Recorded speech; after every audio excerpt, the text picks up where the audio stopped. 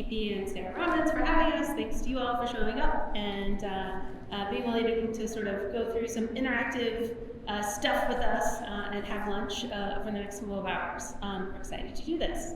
So as Sarah said, this first part of the session will be a panel discussion. I feel the need to kind of preface this by saying, right, who you see here are 3 philosophers and a scientist, geoscientist in particular, but we all have some connection to the University of Cincinnati's Center for Public Engagement with Science. We know that we're not the only game in town. We're just featuring our game in the hopes that it can spur a useful conversation about the public engagement that you all are doing and initiatives that we are involved in or know about as well. So I just want to kind of nervously start by saying that. So my first job, I think, is to, did you say, sorry, did you introduce the question of our meaty self-introductions? Oh, you're doing your self-introduction. Yes. Yes. Okay. So the first question for the panelists is for us each to introduce ourselves and what we do in public engagement with science, with specific attention, I think, to how that relates to our research and how it relates to, if it does, and then how sort of that relates to conversations across disciplines. So I want to just highlight a few different things that I've done over the past years. In case it's, anyway, yes, sorry. Okay, so starting out, so I've been at University of Cincinnati for 13 years now. Starts to feel like forever. I'm at that stage of life and of career. One of my first things tasked to me by the then department head of the philosophy department, I'm a professor of philosophy, I'm in a philosophy department, was to put together an intro gen ed course on scientific reasoning. So I did this with my colleague Svi Biener. I mention that in this context because one really obvious form of public engagement that everyone here already does is undergraduate teaching. And so I do take that very seriously when it comes to my public engagement with science. So Svi and I never found a book that we liked for that course, so that turned into working with co-authors to develop a textbook that supports courses that take a philosophical perspective on science versus being about what philosophers have said historically about science, if that makes sense, that distinction. So again, kind of some of what I'm saying here is sort of research heavy in that I wanted to emphasize kind of how this has along the way shaped my research activities as well. I have a volume of the great Elements in Philosophy of Science series that Jacob Stegenga edits coming out any day in February, technically. So we'll see when that makes its arrival on science and the public. So this is a volume for academics and for philosophers. But why I mention this here is that rather than sort of me doing my research and then that influencing how I engage with the public about science and philosophy of science. Instead, as I've started to be involved in engagement, that has sort of fed back into the sort of things I'm thinking about in my research.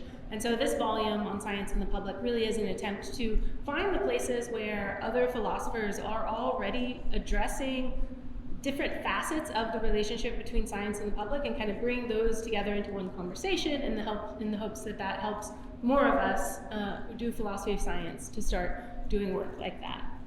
Along the same lines, Melissa and I co-edit a new interdisciplinary Cambridge Element series on public engagement science, and this fits that same mold of as we began talking to people across disciplines about public engagement science, we realized how difficult it is for any academic with a particular disciplinary identity to kind of navigate where you find the resources. And so this series is an attempt to recruit people across disciplines to kind of bring those resources more out into the open across disciplinary boundaries.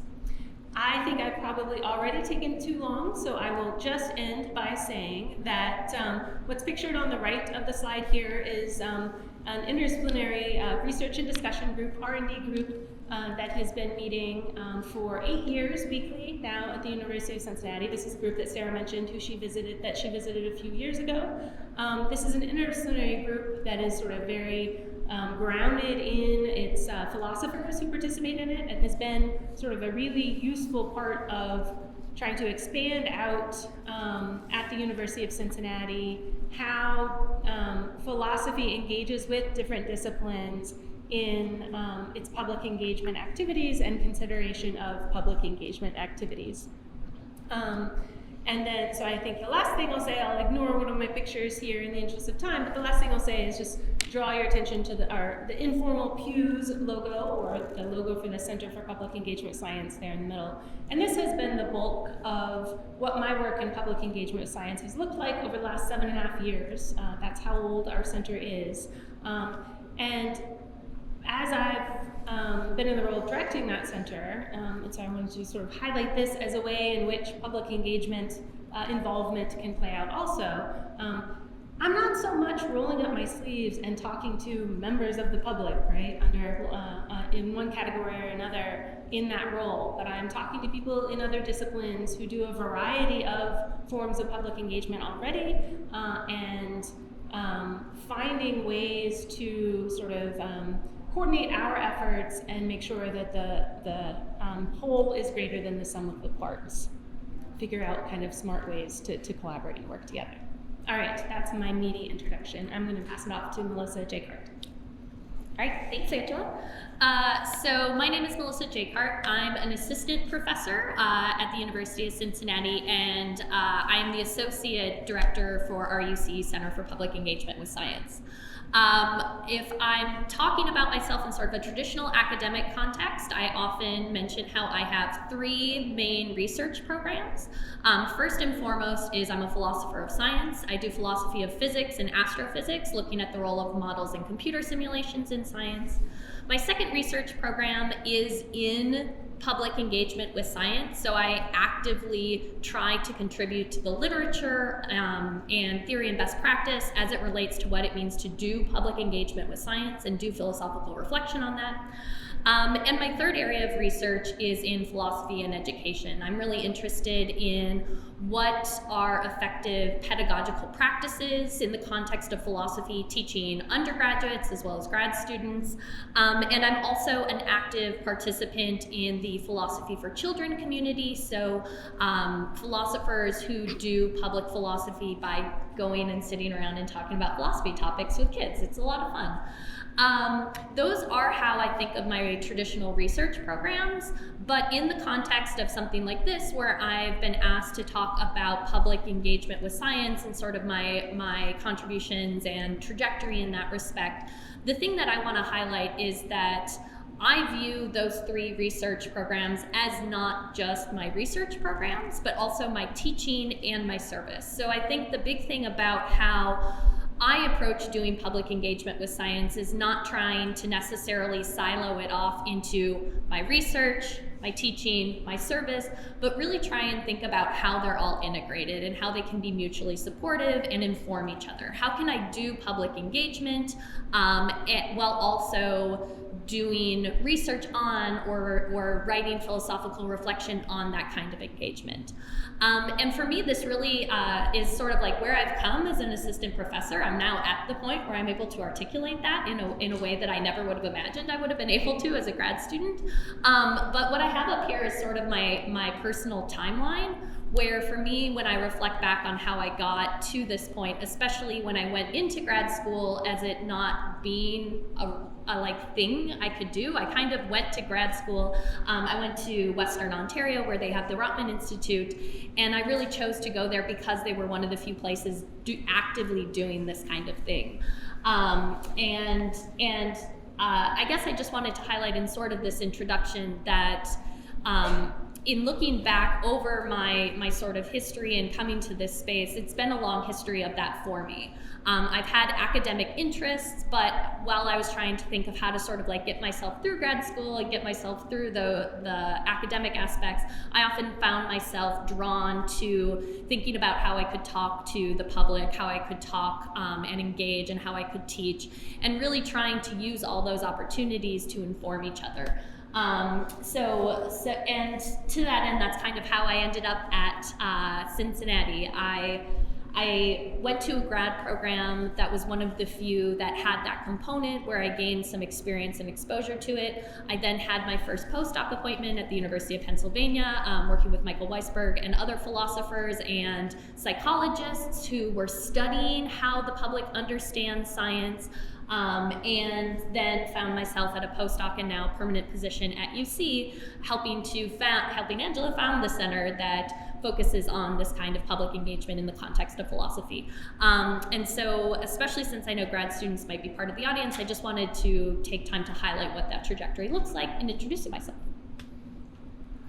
Thanks, Melissa. So Angela mentioned one of us up here on the panelist is a scientist. It's me. I figured while introducing myself, I can reflect back on how I ended up here and how I ended up working with philosophers. So my background is in chemistry and geology.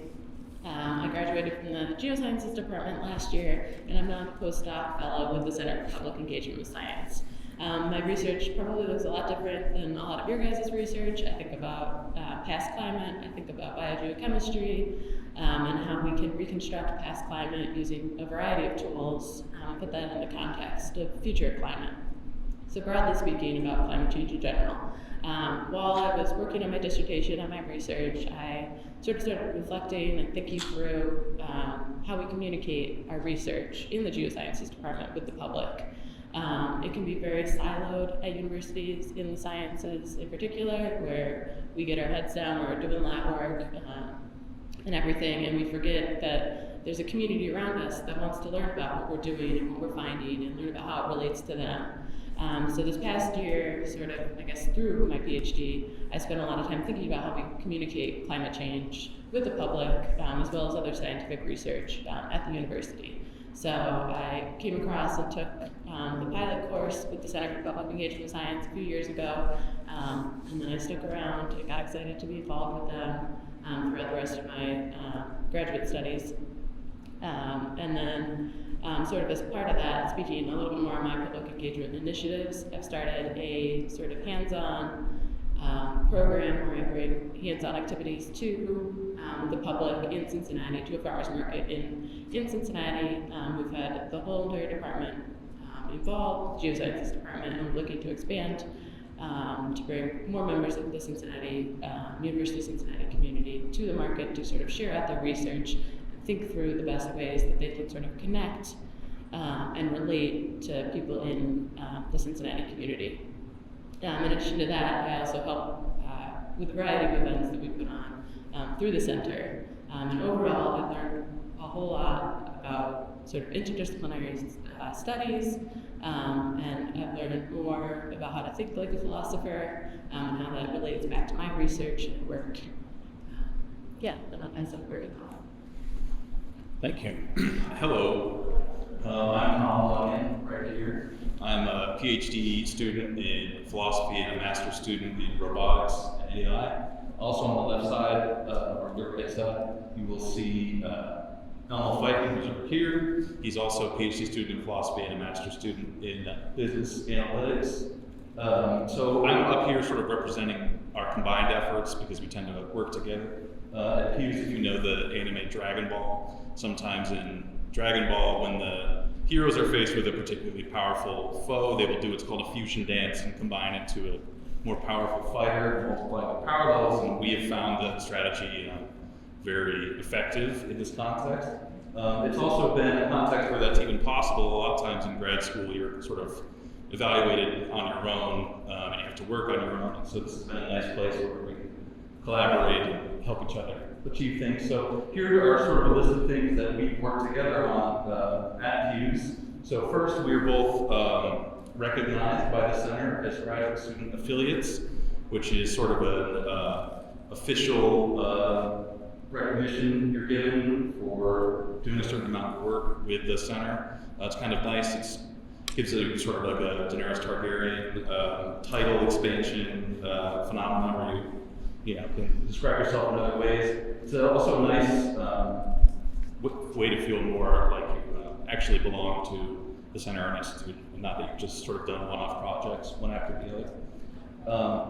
So Elmo and I began our work at the center organizing The workshop, public engagement with science workshop that happened in the spring of 2021 was originally scheduled for 2020, and COVID interrupted it. It was virtual, and that was, so it was sort of over Zoom, and we had some fun interactive sections as well. One of the upshots of that public engagement with science workshop is that we were able to begin working with faculty members at the center, writing a series of papers that are now becoming books in the Elements of Public Engagement with Science series that has already been discussed. That was valuable for us getting started. We're writing academic publications, and also it was the research aspect was very fruitful. We were able to meet many different types of researchers, philosophers, and also scientists and science communication people. We are active participants in the center's research and discussion group that happens on Fridays, where members of the center or invited visitors to the center come and speak about different topics in public engagement with science. It's a casual enough environment that the discussion can be very congenial and interesting, and it is low enough stakes that we can present our ideas without feeling too stressed out, I guess. But we're still getting a lot of feedback. Last summer, we joined together again, we fused and applied for a educational fellowship that was offered through something called ICICLE, which is an NSF AI Institute. ICICLE stands for Intelligent Cyber Infrastructure with Computational Learning in the Environment. It's this big, giant grant that involves many different research groups sort of all over the country, different universities, and they're all trying to build an AI or intelligent cyber infrastructure to sort of combine all of their smaller AI projects to create a ChatGPT type of system that can integrate things like digital agriculture and animal ecology. And so we were sort of embedded in there as philosophers. Our project was to help them with their stated goal of democratizing AI. And for us, it was obvious that one of the probably essential ways to democratize AI would be to help them engage the public more with the kind of system they were building, what it would need to do to actually help the people it was meant to help. And as an upshot of that project, we wrote a paper where we applied some of the philosophy and cognitive science research we had been working on as graduate students to the context of public engagement with science for AI democratization. And so hopefully you guys will be able to read that, and I think that is a quick summary of what we've worked on together for the center. Great, thanks to all of you. You guys are never here to ask my questions, so it's easier to pass the mic. Is that all right? Sure. Okay. So maybe we'll start with Meg, and I was wondering if you can speak to us about what it was like to develop the science harvest from a grad student-led initiative within a research lab to a broader continuing activity at your university. Yeah, I'd love to dive into more of how I sort of started this initiative, and what it sort of looks like now and how it has evolved over the past 2 to 3 years. So this public engagement initiative science harvest, like I mentioned before, we bring hands-on activities to a local farmers market. We're there once a month for 3 hours. These activities range from bringing glacier goo to kind of show how glaciers evolved with climate change, to bringing local Cincinnati fossils to sort of immerse the participants in sort of things that they see around them in Cincinnati. The idea sort of started back a while ago when I was at a camp that was all about lakes, and we learned about public engagement, and we brought sort of hands-on activities to the public there, and I thought, why can't we do this in Cincinnati? So I ended up with a great opportunity as I was writing my dissertation proposal. We needed something for the broader impacts. So that's sort of where we wrote in Science Harvest into an NSF grant, and luckily it was funded, so we had the sort of financial support to start this activity in the Cincinnati community. And then with lots of conversations with my advisor and other people in the geosciences department, we were able to sort of start this initiative where a lot of grad students have participated and bring sort of their own elements of their own research to share out with the public. It's been received very well. At the farmers market, we now have regulars where kids run up to us. They're like, what do you have today? So it's been great sort of seeing that evolution. Sort of fast forward, that was about 2 years ago when we initially started that. As I sort of shifted into my current position with PEWS, we're now shifting science harvest to be housed in PEWS, which is awesome because PEWS is so interdisciplinary. We have faculty affiliates from, I think, 8 different colleges, so College of Medicine, School of Education, a lot of different departments in College of Arts and Sciences, so it really gives science harvest a chance to sort of expand beyond just the geosciences department. And one sort of big thing I would say in terms of developing this activity out, this program out, is definitely, as a lot of people probably have already said, knowing your network. So we were able to get started at the market that we were at because my advisor knew the director at the time. We're able to expand in different departments, chemistry, biology, really anybody that wants to come and table at Science Harvest, because of people who know people and who hear about it and are excited and want to sort of participate and get involved. Great. So, Collin, for the AI project you were just describing a minute ago, what was it like for you and to be the lone philosophers in a group of AI researchers? Thank you. Well, it was challenging.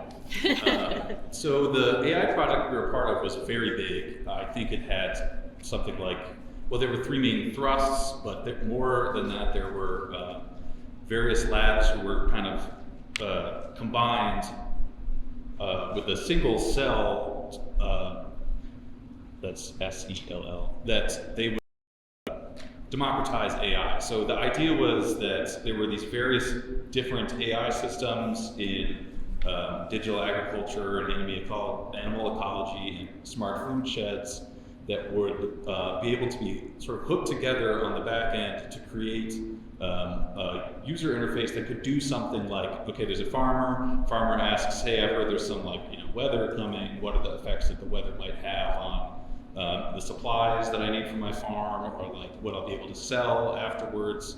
And this involves hooking together all sorts of different, complicated data systems, algorithms, and so on.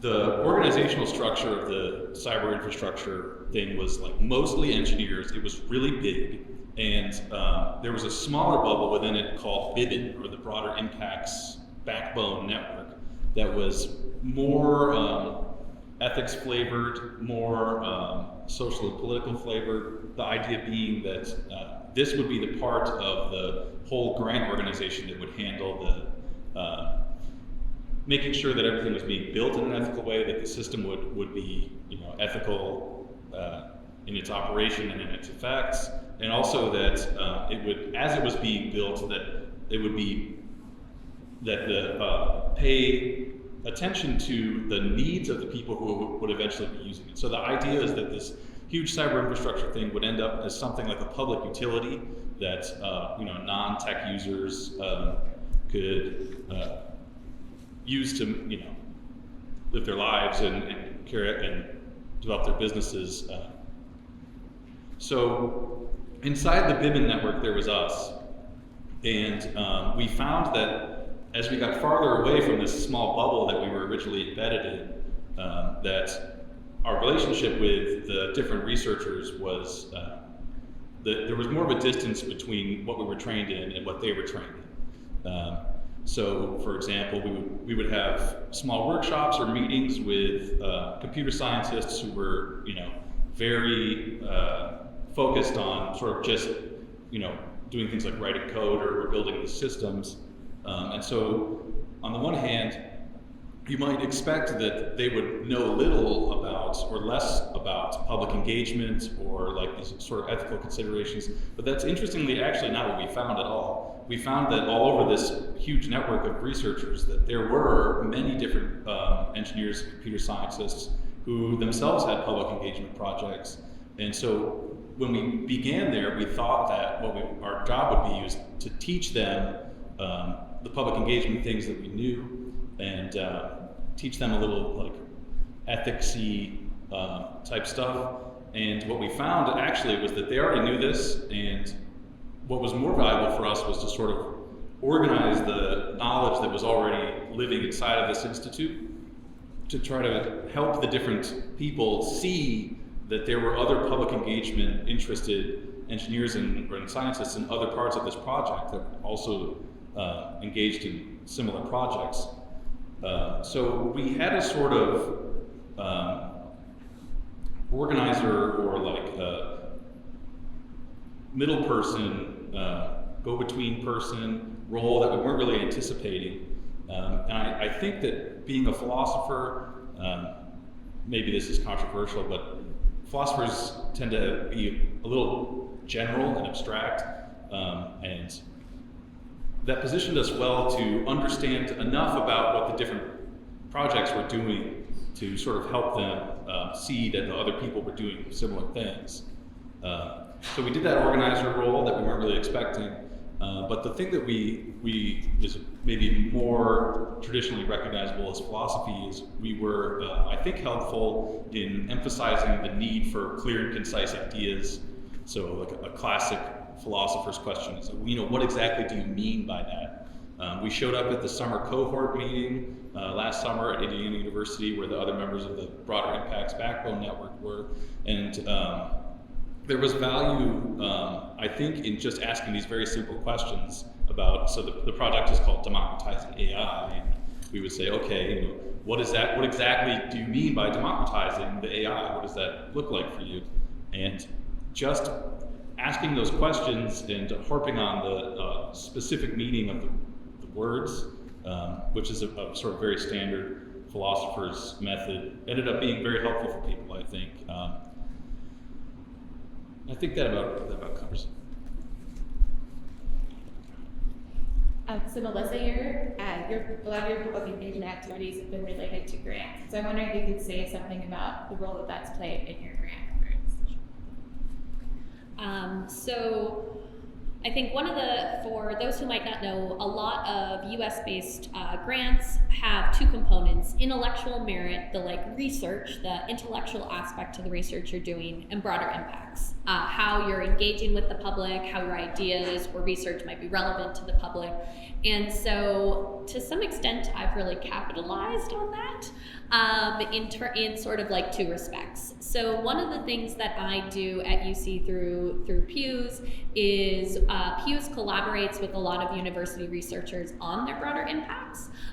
So we have a few ways that we have essentially a menu of ways that folks can write PEWS into their grants through workshops on public engagement with science. We also we're developing out a graduate education trajectory, so 3 levels of training graduate students at our university can receive in public engagement with science, and other ways helping folks who have not much experience with broader impacts actually develop meaningful broader impacts that are informed by best practices, that are informed by research. So I have thus far, I think, collaborated with a very large semiconductor grant. So I am currently for PEWS leading the semiconductors grants workforce development. I'm also training their 10-person PI team in public outreach, public engagement practices with workshops and strategies that we've developed together collectively through PEWS. So that's one of the ways that some of my work has then been supported by some grants. And so I've done this with a few folks at UC. The other thing, in terms of not only helping others with their research, is, as I mentioned, I try to see my own research as not just my research and just my public outreach and engagement, but really try to think about what those look like together. And so to that end, I have some of my own grants, one through the Whiting Foundation. I'm a Whiting Foundation Public Engagement Fellow, and within the university, that's funding a a project trying to rethink what science fairs might look like if they were led by philosophers. So this is a collaboration between PEWS, between the Greater Cincinnati STEM Collaborative, a local community organization that tries to bring together folks, and partnerships with local high schools where we're going in and trying to teach them a lot of philosophical skills like question asking, like reasoning, trying to incorporate and highlight where values in science might play a role in their science fair project, from everything from which projects they pick to what the results might do, and getting students to try and focus on those questions more, but then also trying to get the students to think beyond that generic 5-step scientific method that we might all remember from our own science fair display boards if you've done one. But again, trying to teach students that there's more than just following this formula, and how to think about scientific method more broadly. So again, this is a sense in which I'm doing public outreach. I'm going into high schools, I'm going into science fairs, but I'm going in through my lens as a philosopher, and what I'm then doing afterwards is sort of doing some of that reflection on what I'm seeing. And it's sort of like being an embedded philosopher. We often think of philosopher as being embedded in science, and so I'm kind of taking that model and then just embedding myself in public engagement efforts. And so that's been really successful, again, because so much of grants have these broader impacts components, or concerned about the impact for society, and this really allows not only my doings actually going into the public to focus on that, but also my research also focuses on that. And so I've been relatively successful in terms of then getting funding to do that. So again, I think if we think of this as just outreach or service, you don't think of it as the kind of thing you could pursue funding for. But I, again, take it as seriously as I do my research, and we try not to ideally do research without having a grant. And so I try to think about my outreach in the same way, trying not to do it just for free, but to find somebody to support me. Either national or, again, local grants too, because that's another place that I think we often forget to think about. Great, so I'm going to ask Angela a question, and then I'm going to open up and see if there are any other questions, and we'll talk for a little bit longer, and then we'll break for lunch.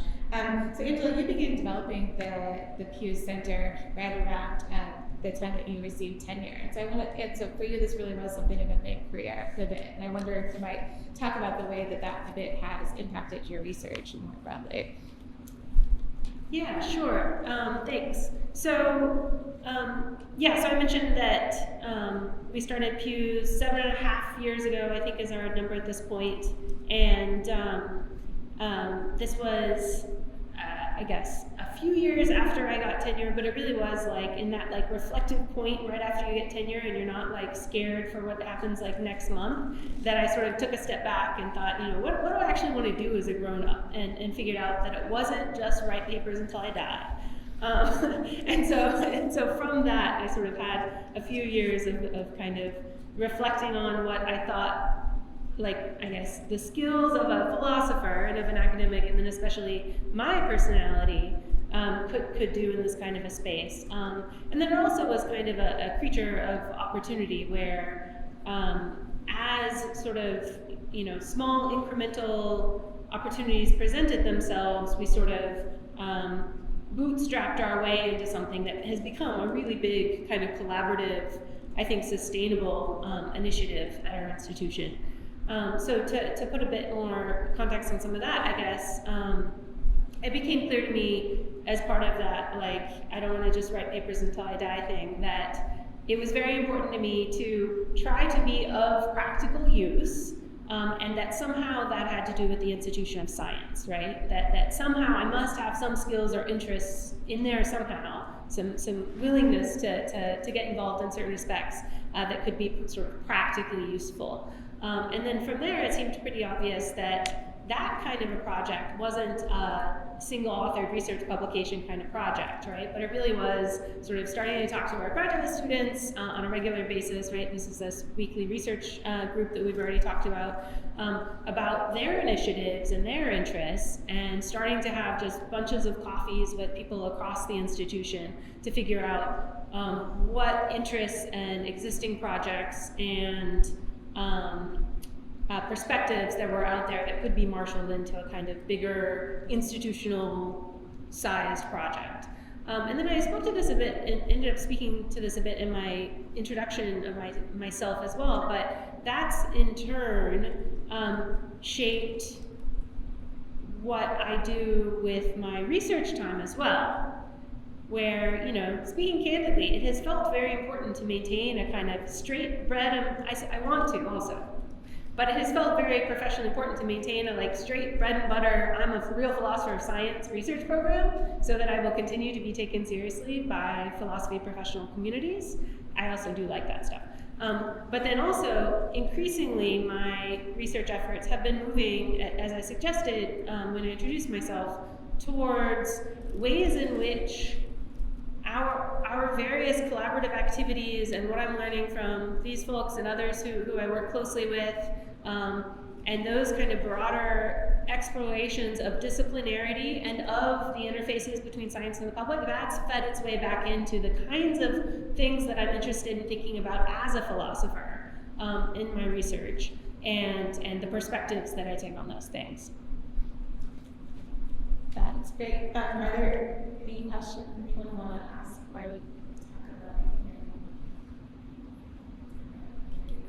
it? One question maybe before we sort of like to get things, people reflecting before we move towards lunch, is thinking about the particular challenges and opportunities and venues that might exist for people doing the intersection of philosophy and psychology in particular, which I think psychology's relationship to the broader ways that people conceive of science is already somewhat different. And I think even as someone who's done the philosophy of psychology and cognitive science for a long time, the sense in which that was a part of philosophy of science has really, philosophy of science was always, there's physics and then there's stuff, and the farther you get from physics, the less of science you are. And so people interested in things that had to do with minds were nearly the further in from that. So I'm wondering if you have thoughts about ways that might shape venues or forms of engagement, or things that might be directly relevant here. And if there's one of you that wants to speak first, Can we pass it down? yeah, perfect. Not to call you, but did Stephanie end up coming? I actually don't know. She did not. Okay. So somebody who was registered for this workshop is Stephanie Lamb, who is a graduate student in community psychology at the University of Cincinnati. And she is funded on a GA-ship this year, and I presume going forward, doing empirical community psychology research on the outcomes of our public engagement with science graduate training sequence that Melissa mentioned earlier. So I want to start with that one because that is a sort of not what you had in mind, I think, when I said that. So the part that we don't, PEWS is deeply interdisciplinary. The part that we don't usually say out loud, except for in special audiences like this one, is that is humanities and social sciences forward interdisciplinary. And that part kind of happens for free once we start doing the kinds of things that we do according to the recipe that we use. So one important role, I think, for the interface between philosophy and psychology, and as we think about certain types of psychology, is in employing methods in psychology to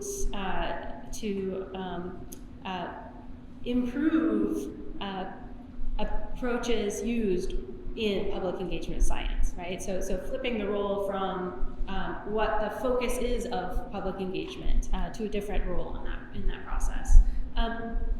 Yeah, maybe I'll stop myself there so that I can move on to Melissa. So I think there are two things that come to mind. One is sort of, yes, Andy, what Angela said, is that all public outreach and engagement really should have meaningful assessment done on it. And that's something that not a lot of people, especially even frankly some practicing scientists, are trained in is how to ask those kinds of effective assessment questions. So I think that's a huge space that often it's either the philosophers of psychology or the psychologists who are helping me with my projects. And so I think that's a great opportunity to potentially be a collaborator with somebody. But the other space is just in terms of the content you're doing public outreach and engagement about. So I'm thinking about, again, so I'm a philosopher of astrophysics. I get talked to kids about like space and time, and it's super fun, but it's also like, I learn a lot about how people think about these things by talking to the public, by not talking to other academics about this kind of thing.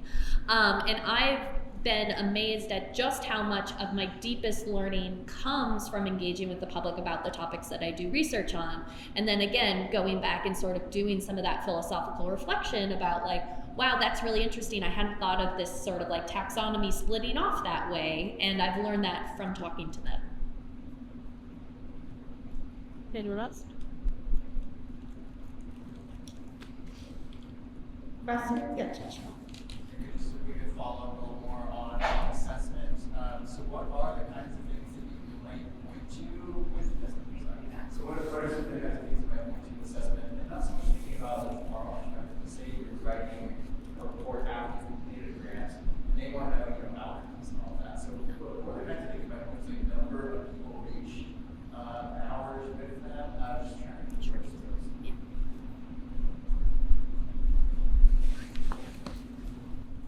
So I think this is going to sort of follow the qualitative versus quantitative dichotomy, and unfortunately, I don't know. I think numbers are one thing, how many people are reached, but I think the biggest challenge that public engagement faces is that that's often prioritized over depth. And meaningfulness of the engagement activity. And so sometimes it might be like, well, I reached 100 people through my public talk versus I went to this one community and sat down with 4 people who were maybe like vaccine skeptical and had a meaningful conversation about that skepticism. Those are harder things to articulate and measure and report on. And I draw to some extent on my experience as a teacher. You know, I design teaching assessment, but I know that's not the only kind of assessment. And again, I think that this is a space where psychology and understanding how people go on various like Likert scales, for example, could be a really meaningful thing. I'm thinking back to some of my time at Penn. There again, a lot of assessment of like public understanding of science focused on fact-based things. But one of the instruments that research group tried to develop was, well, what if we weren't prioritizing scientific facts, but we're prioritizing aspects of like nature of science, epistemic positions with respect to science. And so again, that's a space where you're doing something that kind of looks like traditional research, but it's also on public engagement. And also public engagement is just under-assessed because people are so focused on doing it. And the assessment is, again, not something we're necessarily thinking about or trained in, or we're numbers focused. And so I think it's just like a lot of really low-hanging fruit. Like my students in my class the other day read the only paper on science on tap assessment. And one of the psychology students was like, this is a terrible metric. They wrote their survey to guarantee their results. He's like, was there no one part of the team that was like trained in how to do this? And the answer was probably no. So I don't have like specific answers, but I think those are examples of how much space there is.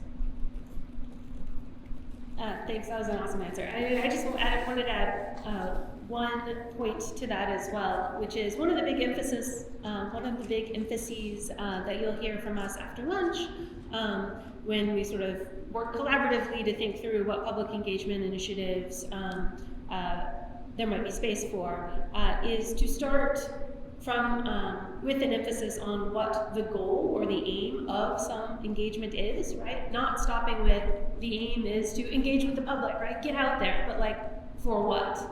And so I just wanted to highlight here that that will, I think, in this very open space, be a way forward to figure out sort of what might be assessed. Well, what was the point? What was the goal in this engagement?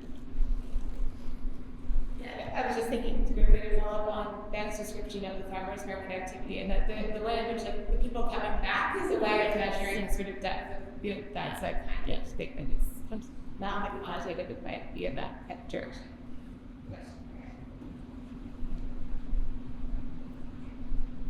Is yours related to that or no?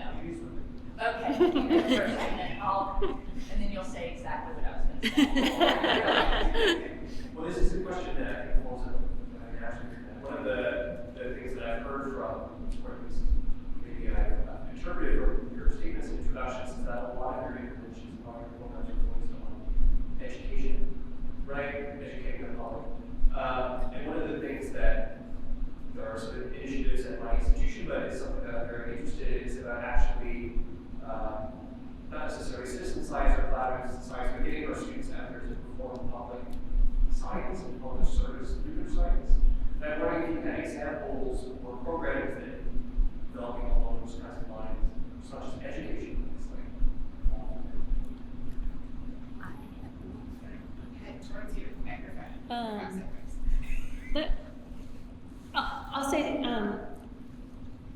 I'll say something very brief, Melissa, and then Collin, because I want you to talk about Icicle, because I think that's a perfect example of this sort of thing.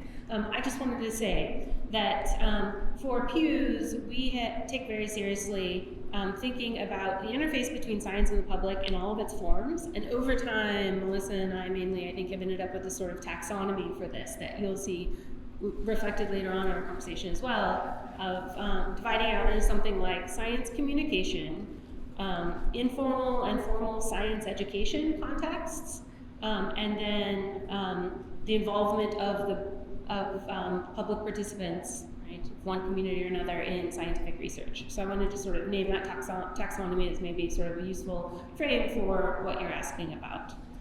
I had something else, but I forgot, and I know other people have things, so moving on. So again, not us, but other faculty affiliates and grad students at UC do a lot of this with respect to climate in Cincinnati. So some of the psychologists that are on some of the assessment that we're doing, some of their own research is on like public conceptions of climate change and things of that variety. But they work with the city. They played a role in sort of doing that assessment about what the local citizens were thinking about in different pockets with respect to climate change. So again, that's sort of like one of those spaces.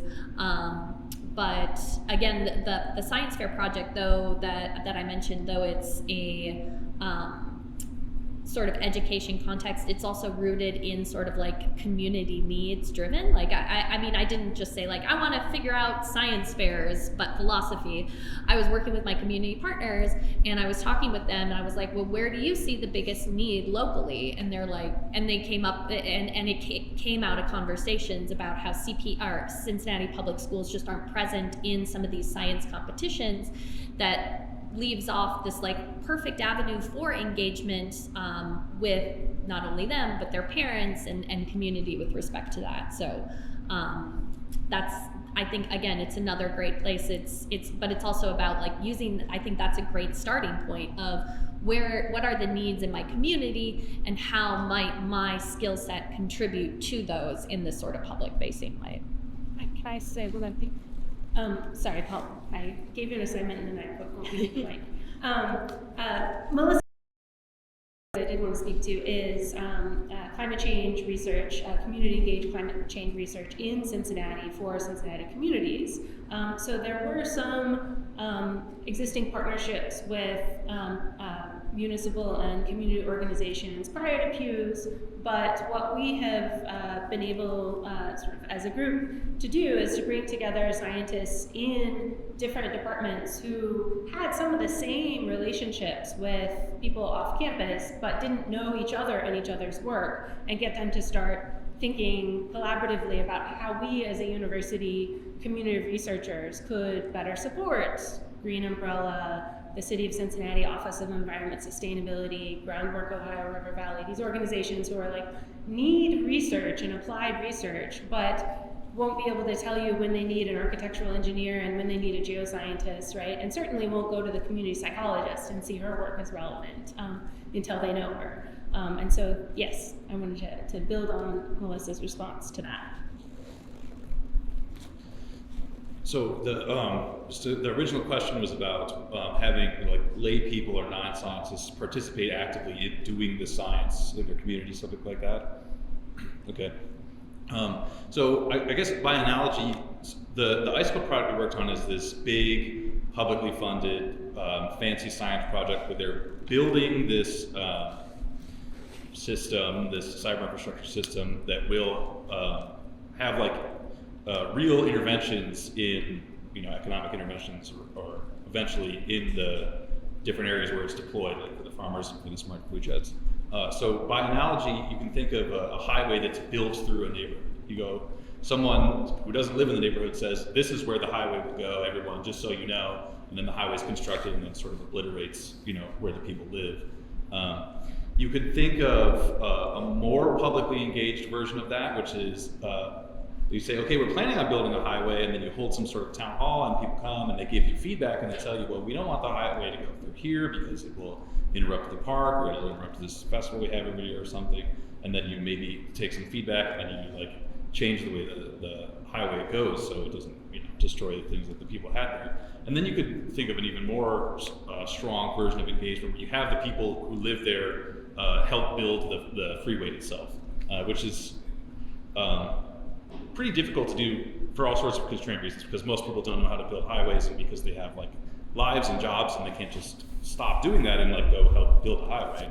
But at the same time, doing this would not only guarantee that the sort of feedback that the community was giving would actually end up in the road, it would also give the members of the community more trust in the highway that was going through where they were living. It would be more valuable and meaningful to them, and so on. And so by analogy to the cyber infrastructure case, when Elmo and I were at the AI Institute, we argued for what we were calling participatory design, where the people who would eventually use this intelligent system we thought should be literally part of the construction of the system itself. There should be mechanisms in place that where as the system is being built and designed, that it not only is there feedback being taken into account, but they're actually literally helping build some of the systems. And this is already the case with AI systems that are trained on the public data and public conversations. What the system is learning is being put out there by lay people. We did find a pretty good amount of resistance to this idea because of what we said before. People lay people or normal people who would end up using the system don't have the sort of expertise needed to build very complicated AI systems. But we think that the value of the participatory design, by including them in its construction, would lend itself far more than to those other versions, like the town hall version or just the unilateral here's your highway version. It would develop more trust in the system. People would be happier to use it, more excited to use it, and so we argued in favor of that type of thing, and we found that it's not being pursued right now, I think, for a lot of these types of new AIs, but I think it should be. Sorry. I'll say something quick. So speaking a little bit more to my research, I have been involved with a few community sort of engaged research projects. The geoscience itself lends itself to a little bit more community engaged work, just with having people go collect river samples or collect precipitation samples, and then we measure them. So I've been involved with a few projects like that, where people send us rain samples and we measure their isotopes. But I think PEWS is so important in the framework that we sort of have in the center of thinking about how we sort of communicate our results with the public and sort of how we sort of ask them to be involved rather than just asking them to mail us a sample and that's all that they hear. So I think sort of coming in with that mindset, and that's something that I've learned the past year working with philosophers and working with PEWS, is sort of how to approach these sort of community engaged research projects. Oh, it's lunchtime. We're good.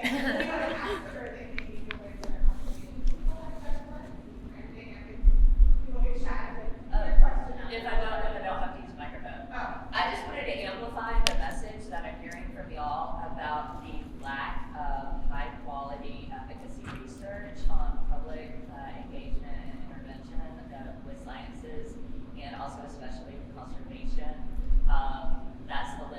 which I see things, and I very much appreciate that message, that you're promoting it. And also to circle it back, what I heard was it's important to know what you're assessing. Attendees is not necessarily the best litmus test for impact or traction, and I heard y'all say that. And so we know that knowledge change is not always the holy grail. Sometimes it's attitude change that is going to be the catalyst for behavior change, which many people see as that holy grail. I know, so I just wanted to say thank you for bringing that forward. I think a perfect segue towards. But wait, you won't let you go to lunch yet.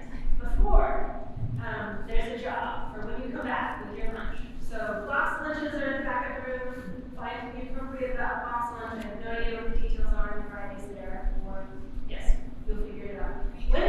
What's that? Vegan and turkey. Vegan and turkey. Yep. Find the right one. When you come back, you might need to move. Okay, does this map make sense from where you're sitting? These are tables. When you come back, keep in mind the rest of the day is going to be that'd be great. The rest of the hour and a half that we have is going to be spent in interactive exchanges. So please choose your seat according to your primary outreach interest. So if you particularly, to use recent example of one of the questions, if you particularly want to be engaged this afternoon about public participation in research, you're going to sit at the back table in the middle, right? Same if you're interested in policymaker engagement. If you're interested in public writing, move up here. K-12 schools or informal science education spaces like museums and libraries sit there, and public talks back at that back corner. And then I'm going to make it even more complicated because as we see how everyone is sitting, I might smush things around and either change topics or change where people are. But hopefully I won't actually